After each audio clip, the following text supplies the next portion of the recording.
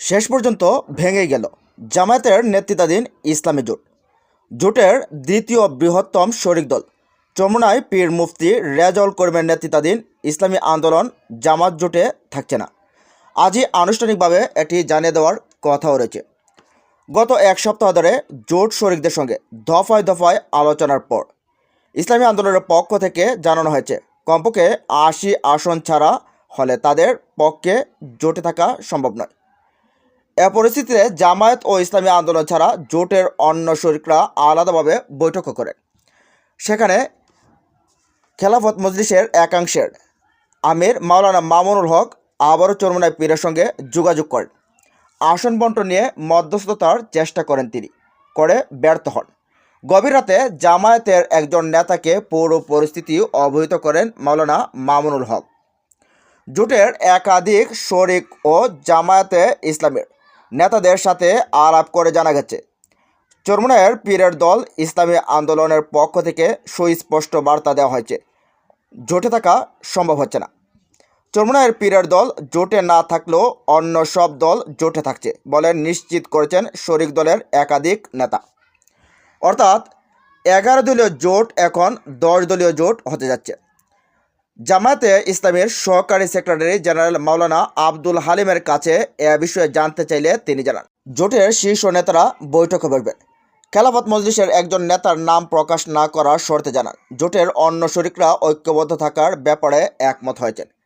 তিনি আরও জানান, নতুন করে কিছু আসনে বিন্যাস হতে পারে, তবে তাতে কোনো সমস্যা হবে না। জোটের একাধিক নেতা জানিয়েছেন, জোটে জাতীয় নাগরিক পার্টি বা এনসিপির যোগদানের পর থেকে ইসলামী আন্দোলনের পক্ষ থেকে চাপ বাড়তে থাকে। এনসিপির জোটে যোগদানকে স্বাভাবিকভাবে নিতে পারেনি ইসলামী আন্দোলন বাংলাদেশ।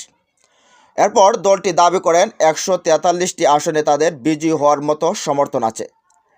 এনসিপি ও জামায়াতে প্রভাবশালী নেতাদের আসন দাবি করে দলটি।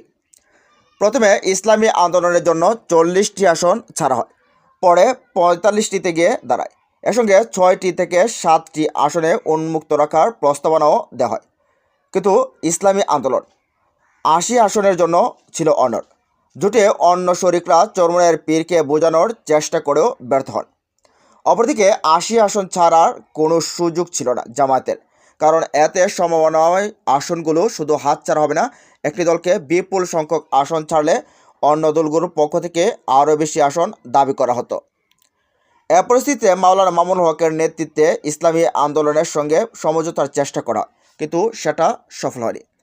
চরমোনাইয়ের পীরের ইসলামী আন্দোলনের 266 জন প্রার্থী নির্বাচনের মনোনয়ন পত্র জমা দিয়েছেন। এসব আসনে এখন তারা হাত পাকা প্রতীক নিয়ে আলাদা নির্বাচন করবে বলে জানা গেছে। জোট ভাঙার খবর কয়েকদিন থেকে চাওয়ার হলেও বুধবার ব্যাপকভাবে এটা ছড়িয়ে পড়ে। জামায়াত জোট বিকাল 4টায় প্রেস কনফারেন্স ডাকলেও শেষ পর্যন্ত চরমোনাইয়ের পীরের সঙ্গে আসন সমঝোতা চূড়ান্ত না হয় তিনি প্রেস কনফারেন্সে যোগ দিতে অপারগতা জানান। ফলে প্রেস কনফারেন্সই স্থগিত হয়ে যায়। রাতে জামায়াতের সহকারী সেক্রেটারি জেনারেল অ্যাডভোকেট এহসানুল মাহবুব জুবায়ের জোটের সমস্যার কথা স্বীকার করলেও এটা কেটে যাবে বলে তিনি মন্তব্য করেন। কিন্তু কাল সারাদিন ও রাতে চেষ্টা চালিয়ে সমঝোতা পৌঁছানো যায়নি। শেষ পর্যন্ত আজ সকালে জোট ভাঙার খবর নিশ্চিত হওয়া গেছে। তবে এই জায়গায় জামাত ইসলামীর আমির ডক্টর শফিকুর রহমানের উদারতার কখনো কমতি ছিল না। শেষ পর্যন্ত তিনি এই জোট ভেঙে যাওয়া নিয়েও নেতাকর্মীদের যে পরামর্শ দিয়েছেন। ইসলামী আন্দোলন বাংলাদেশকে নিয়ে অনাকাঙ্ক্ষিত ও বিভ্রান্তিমূলক বিভিন্ন মন্তব্য ও লেখালেখি করা থেকে নেতাকর্মীদের বিরত থাকার আহ্বান জানিয়েছেন জামায়াত আমির। বৃহস্পতিবার দুপুরে নিজের ভেরিফাইড ফেসবুক আইডিতে এক পোস্টে তিনি এ আহ্বান জানান। পোস্টে জামায়াত আমির লেখেন, প্রিয় সহকর্মী ও সম্মানিত শুভাকাঙ্ক্ষী, আসসালামু আলাইকুম আ রহমতুল্লাহ।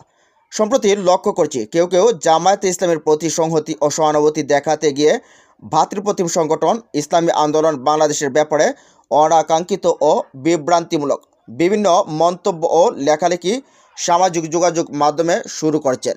আপনাদের প্রতি সবিনয় অনুরোধ রাখতে চাই, সত্যি যদি আপনারা জামায়াত ইসলামীকে ভালোবাসেন তাহলে অনাকাঙ্ক্ষিত এ ধরনের সকল কাজ থেকে অবশ্যই বিরত থাকবেন। আপনাদেরকে ধন্যবাদ। শুধু এবারই নয়, বিগত সময়ে যতবারই ইসলামী দলগুলো এক প্ল্যাটফর্মে আসতে চেয়েছে এমনকি শেষ পর্যন্ত এসে চরমোনাই ইসলামী আন্দোলনের নেতাকর্মীরা উঠে গেছেন। মুফতি জসিমউদ্দিন রহমানী বলেন, 2001 সালেও তাদের সাথে কেন্দ্র করে নিয়ে ইসলামী দলগুলো একত্রে বসেছিল, কিন্তু শেষ পর্যন্ত জোটের শেষ প্রান্তে এসে ইসলামী দলের ওই জোট ছেড়ে চলে যান চরমোনাইয়ের পীর। তারপর থেকে আর কখনো ইসলামী দলগুলো এক প্ল্যাটফর্মে আসার সুযোগই হয়নি। এবারও চরমোনাইয়ের পীরের দল একই কাজ করছেন। তো প্রিয় দর্শক, এই বিষয়গুলো নিয়ে আপনাদের মতামত কি? জামায়াতের ক্ষতি হবে নাকি ইসলামী আন্দোলনের বেশি ক্ষতি হবে? জানিয়ে দিন কমেন্ট বক্সে। ভালো থাকুন, সুস্থ থাকুন, আল্লাহ হাফেজ।